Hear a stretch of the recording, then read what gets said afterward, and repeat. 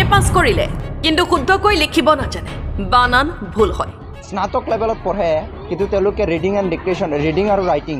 Clearly লিখিব নাজানে বানান ভুল হয় এই সমস্যা আজিকালি সকলোতে বিদ্যমান এপ্লিকেশ্যন লিখোঁতেও তেওঁলোকৰ প্ৰব্লেম হয় অধিকাংশ ছাত্ৰ ছাত্ৰী এই সমস্যাত ভুগি থাকে নম্বৰ পাইছে কিন্তু লিখিব পঢ়িব নাজানে এই সমস্যাৰ সমাধান কি স্কুল লেভেলতে এই সমস্যাৰ সমাধান আছে এই সমস্যা সমাধানৰ কাৰণে এক বিশেষ পদ্ধতি উদ্ভাৱন কৰিছে দৰং জিলাৰ দলগাঁও পূব প্ৰান্তৰ স্কাইলাইন পাব্লিক স্কুলে ছাত্ৰ ছাত্ৰীসকলৰ মাজতে জীৱনজোৰা এক বিশেষ প্ৰতিযোগিতাৰ যোগেদি এই সমস্যা সৰুতেই সমাধান কৰিবলৈ উলিয়াইছে স্কুলখনে স্কুল কৰ্তৃপক্ষই জানিবলৈ দিয়া মতে প্ৰতি সপ্তাহতে দুটা দিনত প্ৰতিটো শ্ৰেণীত অনুষ্ঠিত হ'ব ৰিডিং এণ্ড ডিক্টেশ্যন প্ৰতিযোগিতা প্ৰথম শ্ৰেণীৰ পৰা ওপৰ শ্ৰেণীৰ ছাত্ৰ ছাত্ৰীসকলৰ মাজত হ'ব এই প্ৰতিযোগিতা জীৱন জোৰা চলিব এই প্ৰতিযোগিতা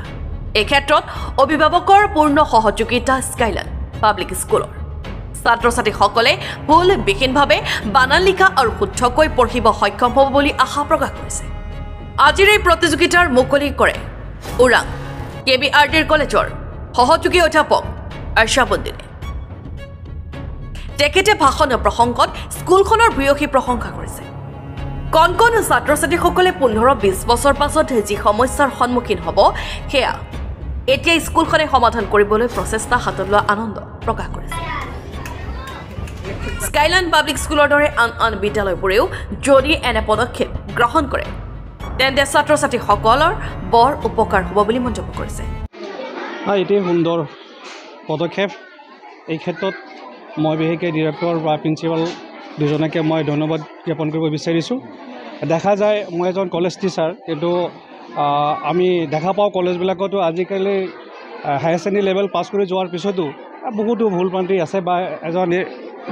এপ্লিকেণ্ট কি কয় এপ্লিকেশ্যন এখন লিখিব নোৱাৰা ল'ৰা ছোৱালী ওলাই যায় গোটেই কলেজ ষ্টুডেণ্ট নহয় কিন্তু তাৰ মাজৰ পৰা মেক্সিমামে এইবিলাকত বহুত অলপ মানে আগৰ নিচিনাকৈ বহুত অলপ ভুল ভ্ৰান্তি বিশেষকৈ ওলায় ষ্টুডেণ্ট তেওঁলোকে নোৱাৰে গতিকে এইখিনি যদি আমি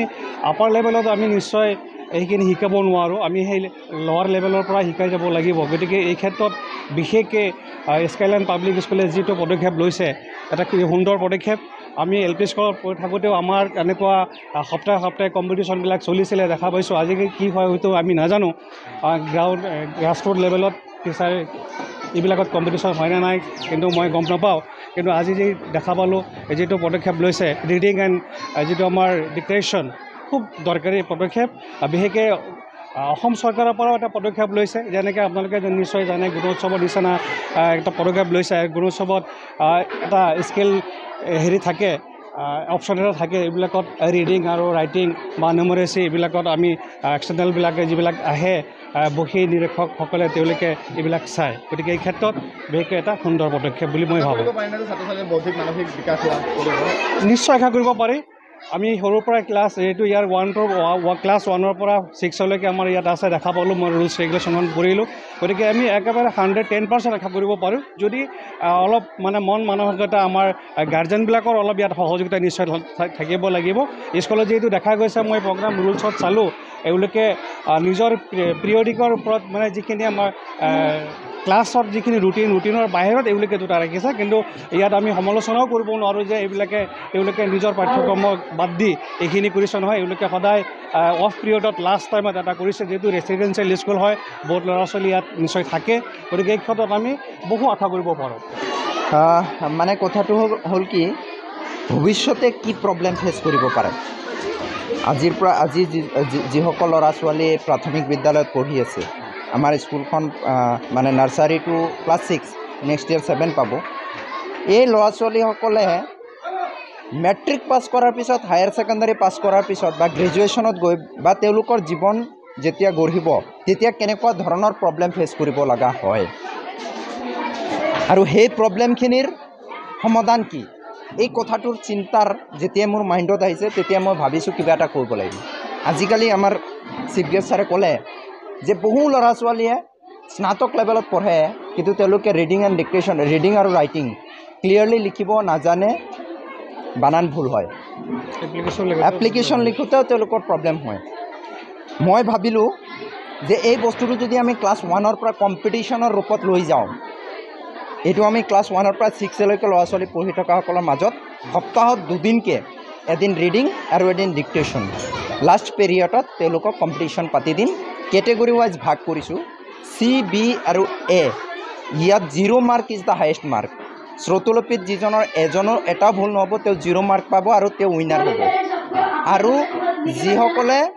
মানে ভুল হ'ব তেওঁলোকক -1 মাৰ্ককৈ দিয়া হ'ব। এইটো অকল এদিন দুদিনৰ প্ৰগ্ৰাম নহয়,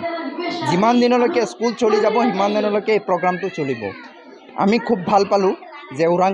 কলেজৰ এছিষ্টেণ্ট প্ৰফেচাৰ আছাবুদ্দিন ছাৰক আমি চিফ গেষ্ট হিচাপে মাতি লৈ আহিছোঁ। তেখেত আমাৰ আইডিয়েল পাৰ্চন। আমাৰ ছাত্ৰ ছাত্ৰীসকলেও যাতে কলেজৰ প্ৰফেচাৰ হ'ব পাৰে ভৱিষ্যতে, তেওঁক আমি আজি আনি ইণ্টাৰেক্ট কৰালোঁ আৰু তেওঁৰ জৰিয়তে এটা ভাল মেছেজ আমাৰ স্কুললৈ আহিলে গ'ল। তেখেতকো ধন্যবাদ। আৰু মই ভাবিম যে আগৰ নিচিনা গতানুগতিক প্ৰচলিত মানে শিক্ষা ব্যৱস্থাই আমাৰ ল'ৰা ছোৱালীখিনিক আন জাতি জনগোষ্ঠীৰ ল'ৰা ছোৱালীসকলৰ সৈতে ফেৰ মাৰিব পৰা এটা কম্পিটিশ্যন লৈ আহিব নোৱাৰে। সেইকাৰণে কিছু নহয় কিছু অগতানুগতিক আৰু কিছু মানে ট্ৰেডিশ্যনেলক বাদ দি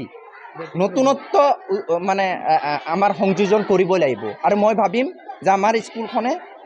3টামান প্ৰগ্ৰাম, একাডেমিক প্ৰগ্ৰাম, এইটো প্ৰগ্ৰাম বুলি ক'লে ভুল হ'ব, একাডেমিক প্ৰগ্ৰাম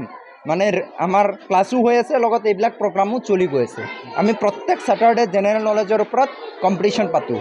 আৰু গোটেই জেনেৰেল নলেজৰ ওপৰত, যাতে তেওঁলোকে গৈ